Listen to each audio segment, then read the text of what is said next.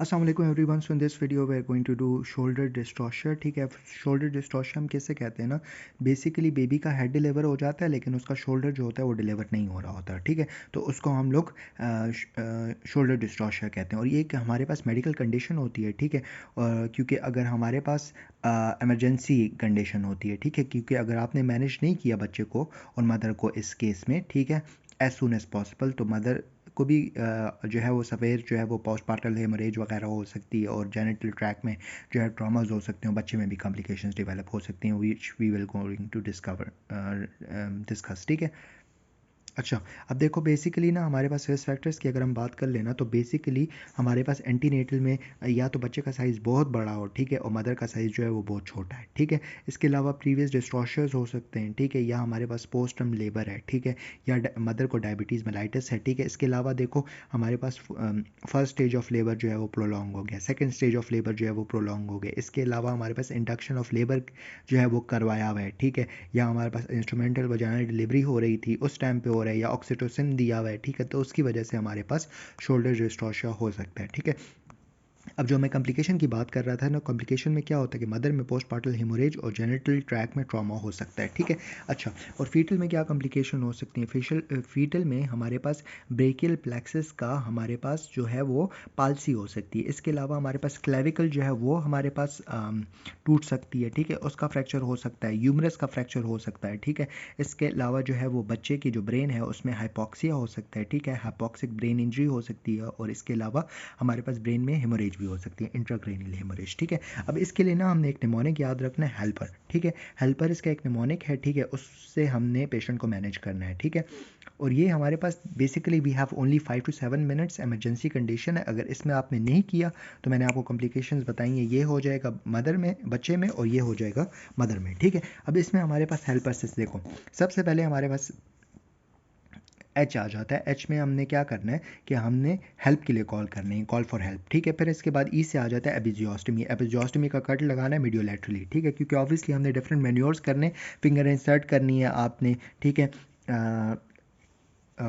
Vagina के अंदर। ठीक है, फिर उसके बाद हमने डिफरेंट मैन्योर्स वगैरह करने हैं, तो we have to do the episiotomy. ठीक है, अब इसके बाद हम लोगों ने जो है ना एल फिर लेग आ जाता है। लेग में हम बेसिकली क्या करते हैं, हमारे पास एक मैन्योर होता है जिसको हम कहते हैं MC Robert manure. MC Robert manure में बेसिकली हम क्या करते हैं कि मदर का जो हिप जॉइंट होता है ना उसको हम लाइक एक्सट्रीम फ्लैक्स कर लेते हैं, ठीक है, और जो थाई होते हैं ना उसको हम लोग जो है वो एबडक्ट कर लेते हैं, ठीक है, और उसको एक्सटर्नली रोटेट कर लेते हैं। ठीक है, तो इससे हमें बेसिकली क्या फ़ायदा होता है ना कि हमारे पास जगह ज़्यादा हो जाती है, तो बच्चा जो है वो हो सकता है कि शोल्डर डिलीवर हो जाए। ये इसकी एमसी रॉबर्ट मैन्योर जो होता है ना, इसकी पोजीशन आप नेट पे देख लेना। ठीक है, अच्छा, फिर इसके बाद आ जाते हैं हम लोग suprapubic pressure. Suprapubic pressure basically जो सिम्फसिस प्यूबिस है ना उसके ऊपर हम लोग ऐसे ऐसे करके दोनों हाथों से प्रेशर देना शुरू कर देते हैं। ठीक है, तो उसके ज़रिए भी हमारे पास शोल्डर डिलीवर हो सकता है। ठीक है, अच्छा, ये भी हो गया। नेक्स्ट हमारे पास ये होगा ना कि हम लोगों ने सिम्फसिस प्यूबिस वाला किस्सा भी कर लिया। अब हमारे पास नेक्स्ट है ई। ई में हमने क्या करना है,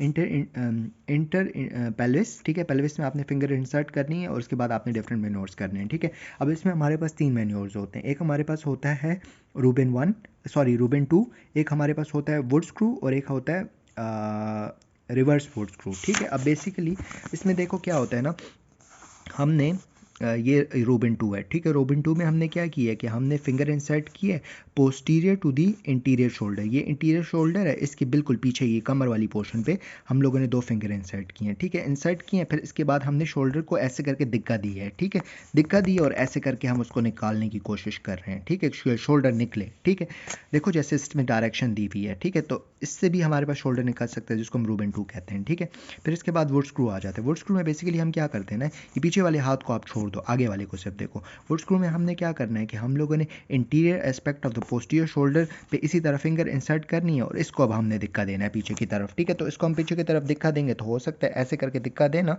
ठीक है, तो इससे हमारे पास शोल्डर डिलीवर हो जाए। ठीक है, फिर एक होता है reverse would screw. Reverse would screw में हम क्या करते हैं ना कि हम लोग जो पोस्टीरियर शोल्डर है ना, या सॉरी पोस्टीरियर शोल्डर जो है उसके हम लोग पोस्टीरियरली देते हैं। पहले तो हम लोग इंटीरियरली ऐसे करके दिक्का दे रहे थे ना। अब रिवर्स वुड स्क्रू में हम जो है जैसे उसमें हमने इंटीरियरली ऐसी उंगली डाली थी आगे की तरफ, इसमें हम पीछे की तरफ उंगली डालेंगे जैसे पिक्चर में डली हुई है, और इसके इससे ऐसे जो है ना हम लोग शोल्डर को आगे की तरफ दिखा देंगे, इससे हमारे पास शोल्डर डिलीवर हो सकता है। ठीक है, अच्छा ये हो गया। नेक्स्ट हमारे पास है आर। आर में हमने क्या करना है, release the posterior arm. Posterior जो हमारे पास आर्म होगा उसको हमने रिलीज़ करा लेना है। अब उसको हमने कैसे रिलीज़ करना है, इसी तरह हमने फिंगर इंसर्ट करनी है, एल्बो जॉइंट को जो है ना हम लोगों ने इसको हमने फ्लेक्स करवाना है। जब ये फ्लेक्स हो जाएगा ऐसे करके, ठीक है, जब ये फ्लेक्स होगा तो हमारे पास इसकी वजह से क्या होगा कि हमारे पास आर्म हमारे हाथ में आ जाएगा, आर्म को हमने खींच लेना है। जब हम आर्म को खींचेंगे तो उसके ज़रिए भी हमारे पास शोल्डर जो है वो डिलीवर हो जाएगा। और लास्ट में हमने क्या करना है ना कि हमारे पास एक होता है कि हमने पेशेंट को roll over to all four, जैसे डॉग की पोजीशन नहीं होती, दो हाथ से खड़ा होता है और दो पाँव से वो खड़ा होता है, तो मदर को भी हम इसी पोजीशन में ले जाते हैं। ठीक है, और फिर उसके बाद हम उसको, हो सकता है कि इससे भी हमारे पास बेबी का शोल्डर डिलीवर हो जाए ना, तो इसको हम कहते हैं गैस्किन मैन्योर। ठीक है, अब इन सब चीज़ों से फ़ायदा नहीं हो रहा तो हमने एंड में करना है ज़ेवेनाली मैन्योर। ज़ेवेनाली मैन्योर में क्या करते हैं, हम सर को दिक्कत देते हैं अंदर की तरफ, ठीक है, और फिर सी सेक्शन से बच्चे को डिलीवर करवा देते हैं। ठीक है, क्योंकि ऑब्वियसली अगर इन सब चीज़ों से नहीं हो रहा तो या तो मदर कॉम्प्रोमाइज़ होगी या बच्चा कॉम्प्रोमाइज़ होगा, विच वी डोंट वांट। ठीक है, अच्छा, इसमें अब मैंने आपको बता दिया कि हमारे पास इसमें टाइम बहुत ज़्यादा एसेंशियल होता है। ठीक है, अगर हमारे पास ये शोल्डर डिस्टॉर्शन का केस आ जाता है ना तो हमने पेशेंट्स को, उनकी फैमिली को हमने पहले से काउंसल कर लेना, उनको हमने रिस्क फैक्टर्स का बता देना, उनको से हम लोगों ने एक फॉर्म जो है वो रिपोर्ट फॉर्म साइन करवा लेना है। ठीक है, इसके अलावा हम लोगों ने पीड्स की टीम को भी इन्वॉल्व करना है। मदर की ब्लीडिंग बहुत ज़्यादा हो सकती है तो उसके लिए हमने ऑक्सीटोसिन रेडी करना है कि अब अगर ब्लीडिंग ज़्यादा हो गई, पोस्टमॉर्टल हेमोरेज होना शुरू हो गई, तो हमने उसको ऑक्सीटोसिन देना है आईवी। ठीक है, क्या, ताकि यूट्रस जो है वो कॉन्ट्रैक्ट कर जाए। ठीक है, इसके अलावा हम लोगों ने जेनिटल ट्रैक का भी ख्याल रखना है। ठीक है, अच्छा, बस that's it, we are done with the shoulder dystocia. If you guys have any question you guys can ask. Thank you, जज़ाकल्लाह खैर।